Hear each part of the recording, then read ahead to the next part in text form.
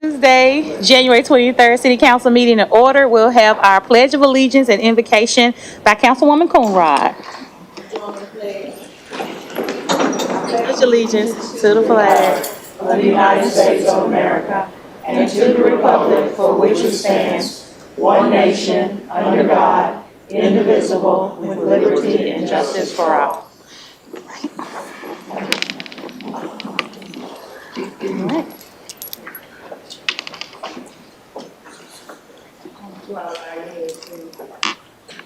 Lord, I come to you today with said and unsaid prayers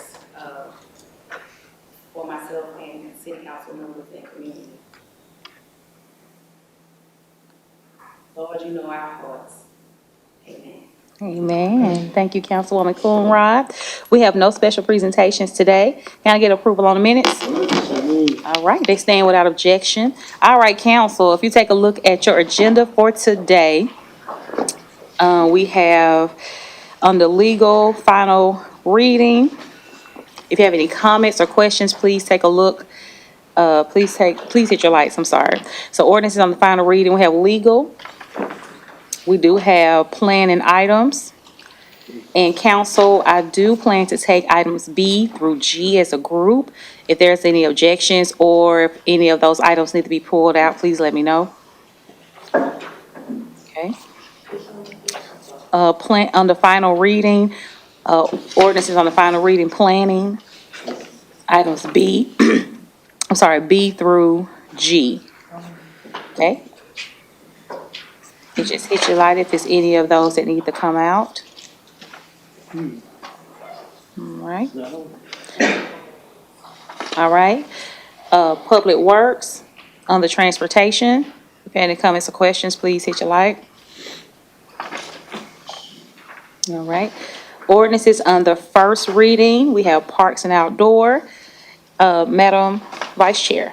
Thank you, Madam Chair. I just wanted to point out to my colleagues, item A under Parks and Outdoors, first reading.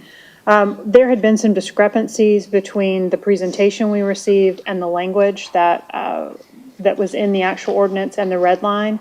I personally checked the items that I had in question, and I will tell you that they continue to be, as we had in the red line, different from in the presentation. So if you have any fees that you are particularly thoughtful about, make sure you look at that document versus the presentation. Parks and Outdoors, first reading, item A. And is there anyone from Parks and Outdoor that would like to respond to those concerns? So for example, in my district, it was said in the presentation that the Champions Club would continue to be free. That is not the case. It's $2 and $4, depending on when you go to play. So just something that I've noticed. Hi, good afternoon. I spoke to Phil and Maria about this a little bit earlier. The fees that we are proposing going forward is incorrect in the red line document that you received. It was correct in the presentation that we would like the fees to be $0 for the entry, and that will be per person, per court with availability. And I have submitted that to the City Council's office. So if everybody is in agreement here today, it will be reflected in the final document. So Phil, the ordinance as I have it in front of me does not reflect what she's saying. That's because it has not been accepted at this point in time. If you'd like to move to supplement that, the concern, I guess, is it's up for first reading this evening. Right. I would think we would need to move it back a week so we all have time to read it. And the only changes that I had, at least on here, at least as to the Champions Club section on there, was going from $2 and $4 down to no charge on those amounts for user fees before 4 p.m. For one court or one court, and then the spray park rental references here, and we have included those on a version that is prepared, but we'd need council approval to supplement that document here since it's coming up today. So do you recommend that with those three changes that are all that would be in the record now, Yes. do you recommend that we proceed just with this alternate version? Those are clerical items that have Yes. changed for this evening. They were discussed last week in the meeting on here that there might be a couple of clerical changes. It's up to the council here, and I just wanted to make sure it was on the record as to how y'all wanted to proceed. Okay, so do we need to proceed with the alternate version?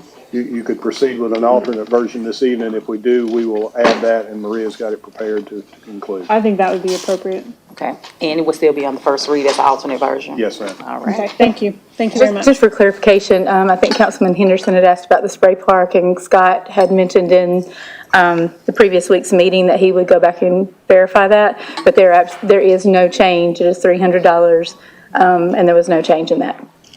I did go back and verify.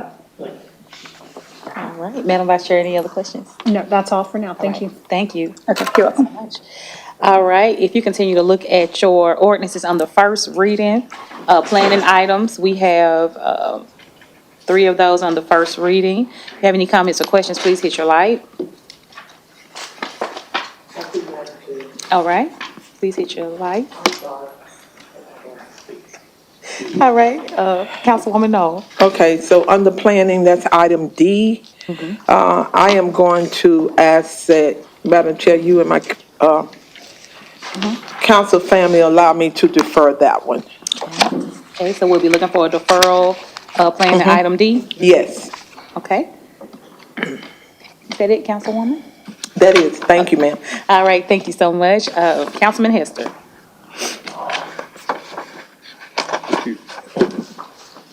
Madam Chair, I want to move back planning item 8B, please, for another week. All right, so 8B. B, correct. All right, okay, so we'll be looking for that deferral as well. Okay, thank you. All right, in council, item C is in District 7. I would like to say I did speak to the applicant, and that is good to go. So you all know. Any other lights? We have entered into resolutions. If you will take a look at those, any comments or questions, please hit your light. Okay, Councilman Henderson. Thank you, Madam Chair. Phil? Yes, sir. Given what the state law is, item F, the advertising for this de-annexation, which is followed by something that's on our future considerations for February the 20th, Yes, the sir. ordinance to de-annex. What happens if we take no action on this item? The petition would probably go into effect by state law and allow that de-annexation to occur if the council does not take action. I was trying to make sure, at least on our end of it here, that our records were reflecting what the applicant had requested at this point in time, and at least show, at least as far as the finance department, that they would not be receiving any more money. We've already sent a letter regarding that to all of the appropriate officials as required by state law. Okay, so let me recap, make sure I understand. If we take no action, Yes, his property will still be de-annexed, correct. correct? Yes, sir. But we felt like we needed to advertise this. Need to advertise just for the aspect of making sure that that de-annexation is completed on our records, since it is included in property that is within the city limits otherwise and on our maps. Well, if we don't take action on item F, Yes, sir. then we don't advertise. We do not. Okay. That was my concern as to all of the, I guess, the areas of GIS maps, the areas of the aspect for the county here, and at least this would provide public notice to everyone. So it's up to y'all. Okay. Yes, sir. All right, Councilman Henderson, is that it? So this, just to be clear, this, Phil, is coming at the request of the property owner. At the request of the property owner and following a new state statute that went into effect July 1st last year that probably only affects this property owner. Very specific legislation that was Yes, sir. written. No public hearing if you don't need it. Yeah. Okay, thank you, Madam Chair. Okay, I thank you, Councilman Henderson. All right, council, if you continue to look At your resolutions, we have one for Family Justice Center. We discussed legal. We have several board appointments. And if there's no objection from council, I will take items G through N as a group. If there's any ones that need to come out, please let me know. All right. We have Parks and Outdoors and also Public Works, and I know those items be covered shortly. But I will be taking those items as well, P through U as a group, unless there's some objection or some need to come out. And then finally, we have wastewater. Any comments or questions? All right. Okay. All right, we will look at our purchases. If you will take a look at your purchases quickly, council. Are there any comments or questions regarding the purchases? All right. And if you take a look at next week's proposed agenda, any comments or questions regarding that? Okay. And future considerations, any comments or questions? Any points of clarity? All right, thank you so much, council. We do have two committee reports today. We have Parks and Public Works as well as Affordable Housing. And we do not have any attorney-client meetings, correct? No, ma'am. All right, so with that, with no other comments or questions, I will turn it over to Councilman Hester.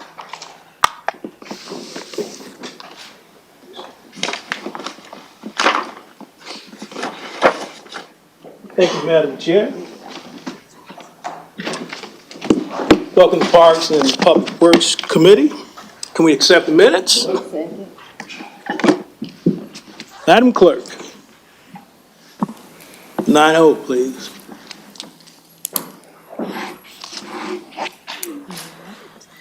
An ordinance closing and abandoning an unopened street located in the 2700 block of Chickamauga Avenue and unopened 2800 block of Pennsylvania Avenue to recombine areas for properties located at 2801 and 2805 New Jersey Avenue, as detailed on the attached maps. Give me a second. Wait, Parks and Outdoor, 9-0.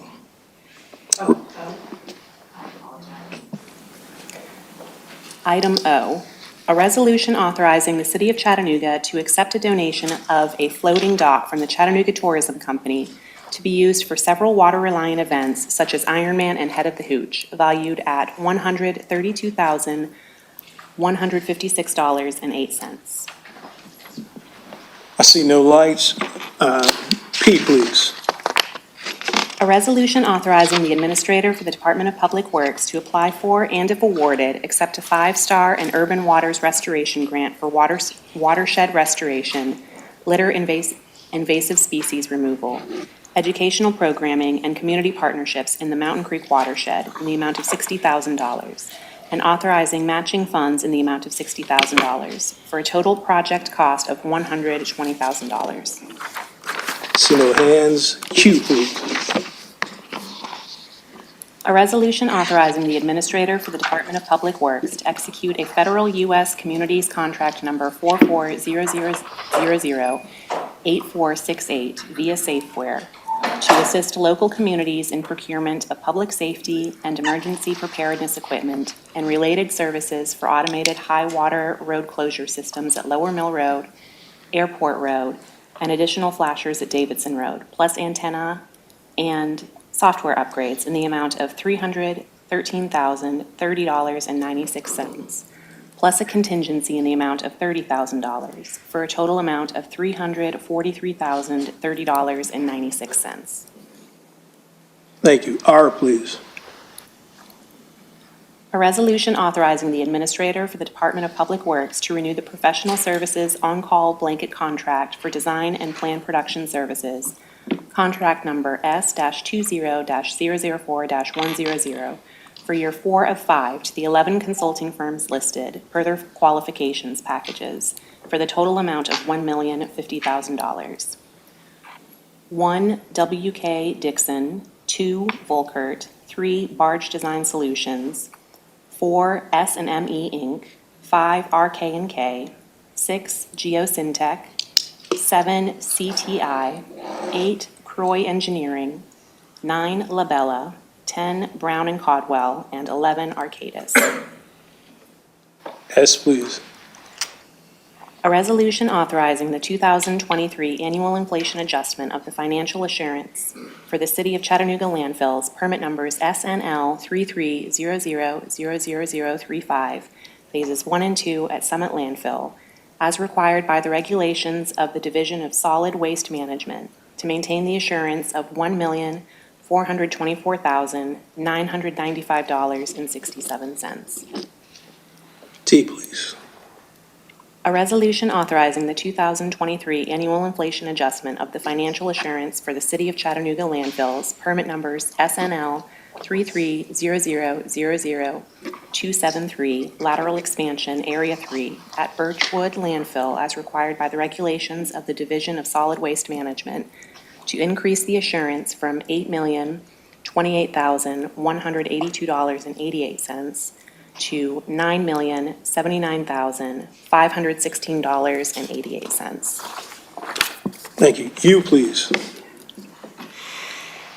A resolution authorizing the 2023 annual inflation adjustment of the financial assurance for the City of Chattanooga landfills, permit numbers SNL 33000273, original at Birchwood Landfill and Summit Landfill, as required by the regulations of the Division of Solid Waste Management, to decrease the assurance from $1,546,300.95 to $1,510,325.06.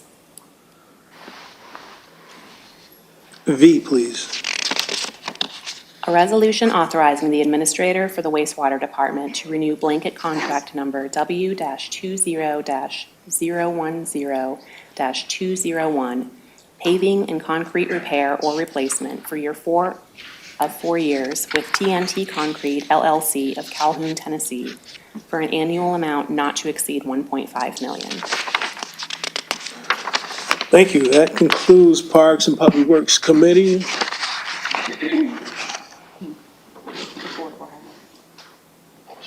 Affordable housing next. Affordable housing's up next. Thank you. Madam Chair.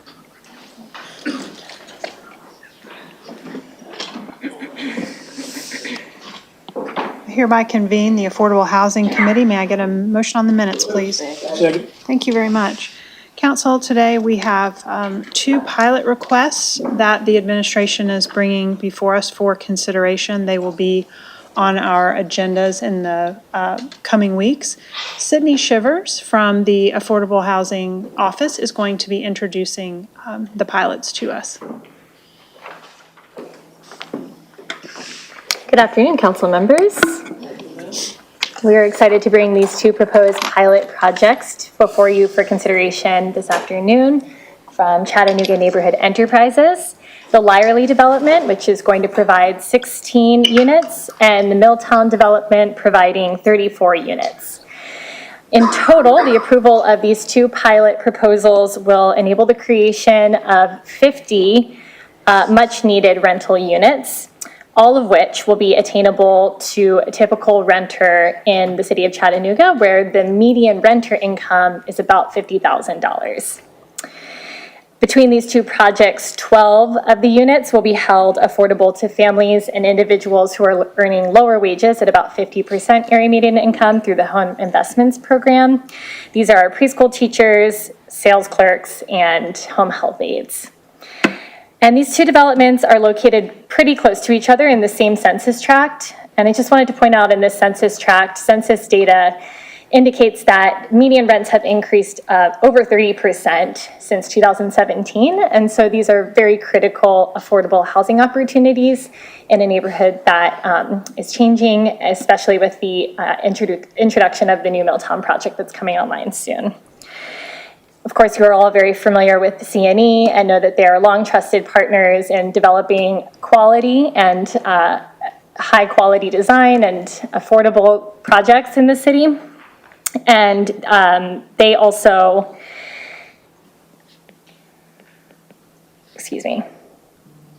they're exemplary in their design and their quality of units. And so these projects, we found, surpass the legal requirements for the pilot program. We do want to acknowledge just one departure from the standard evaluation of pilots.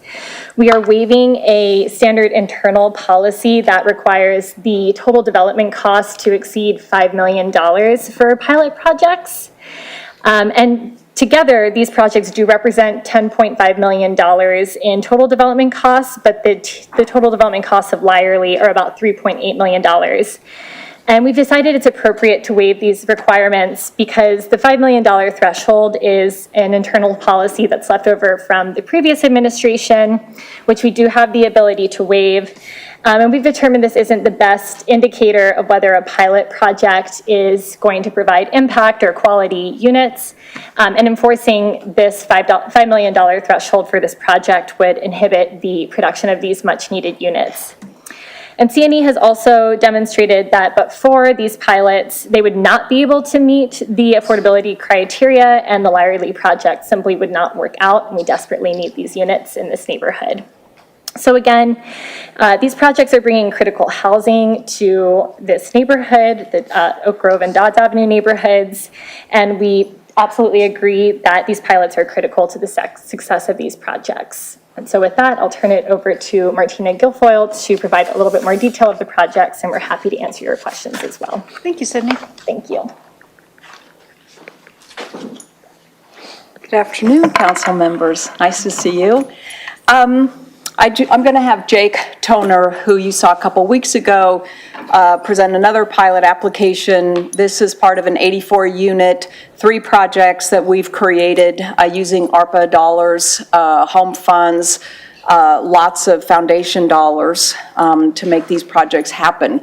The interesting thing about this project that makes it a little different is that the 32 units in Milltown is actually being able to happen out of a vision that Ethan Collier had for Milltown when he developed his vision. He wanted to create a mixed income community, and through creative financing, he was able to donate the land that those 32 units are going to go on. And actually, there is another parcel as part of that project that was donated through, it was a joint city and county tax lot that we were able to take back next to that project to make it an even bigger and better project. So I'm really excited that this will actually, if anybody's driven through Milltown and they see this is a brand new neighborhood, totally redeveloped from the mill of barren land, and that there will be 32 units on the Milltown 17-18 Street site. And then on Lyerly, we were able to buy 4 lots that had been boarded up housing forever. I mean, many, many, many years. And we were able to, the family finally sold those lots. We were able to buy them, and now we're providing a new product type in there, a duplex 3 bedrooms, recognizing especially for the families that have been in that neighborhood that they can have a chance to stay there in a much better housing condition. I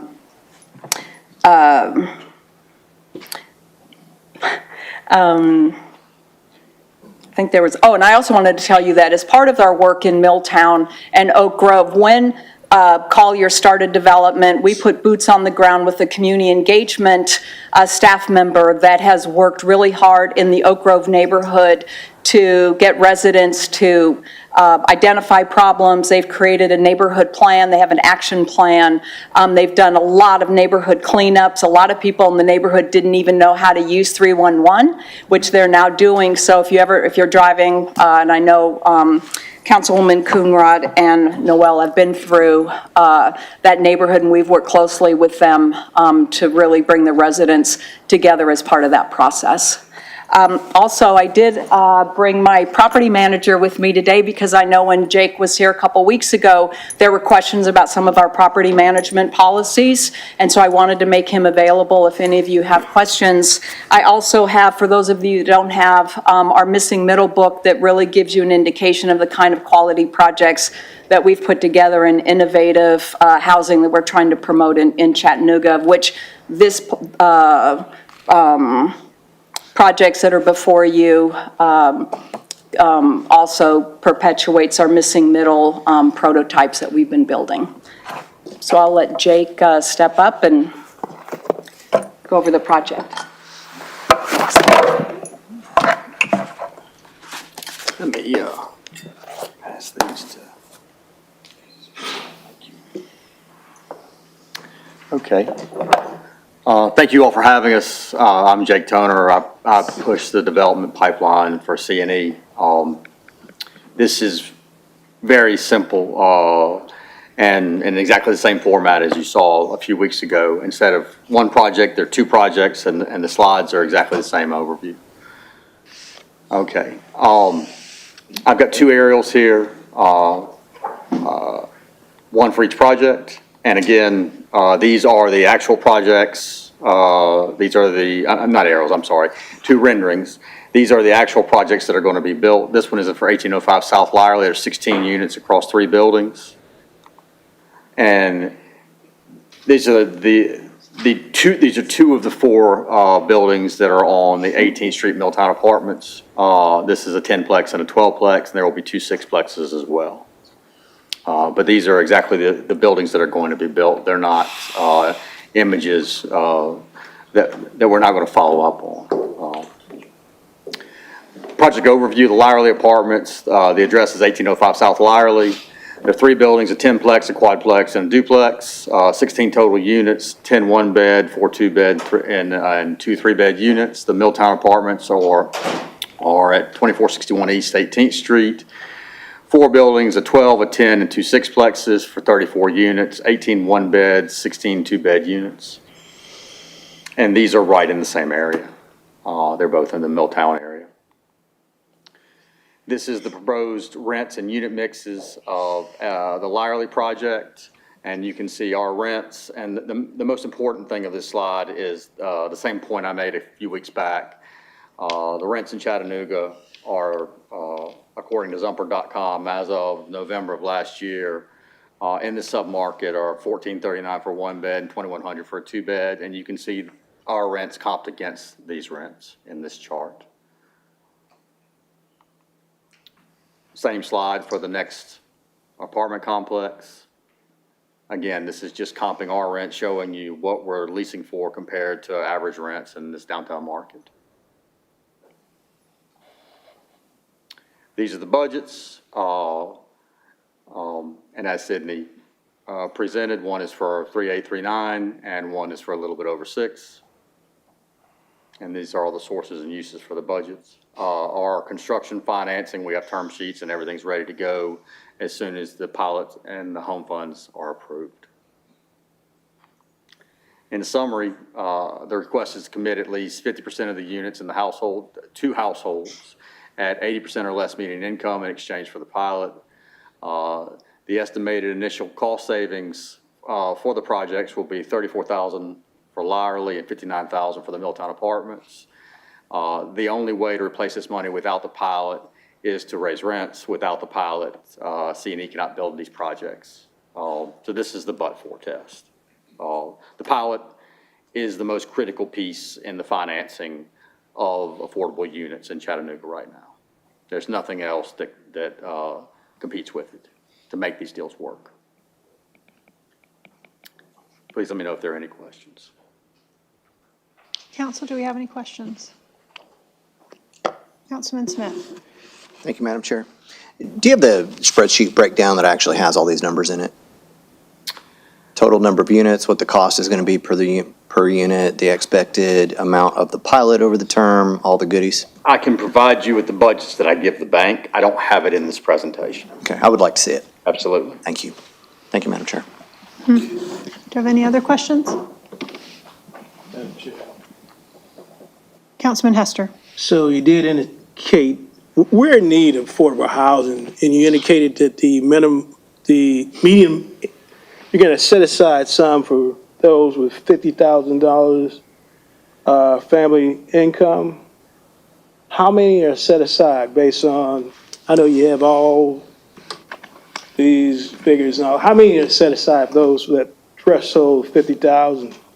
I'm sorry, how many are set aside for? Right, the median income of $50,000. The median? 80%. I'm sorry?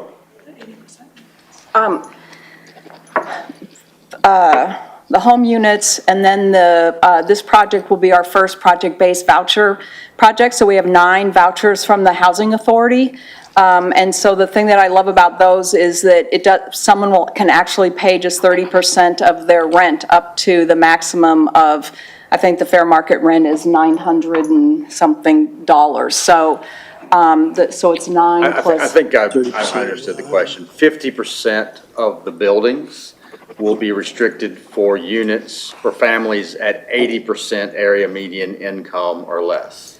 And which is a family of 1 is 45,000 and some change right now. That's the answer to your question. I'm sorry, I misunderstood. But I think the 50,000 came up because of actual area median income, that they would be affordable for people making at that your market rate units will be affordable to people making about $50,000. Is that what you're saying? Compared to the area rents that would be $2,100 for a 2-bed, these will be charging $1,500 for a Yes. 2-bed? Yes. What was your number? The 1,500 for the 2 beds, those are 80% rents. Okay. The request for the pilot is to restrict half of the building for families at 80% or less.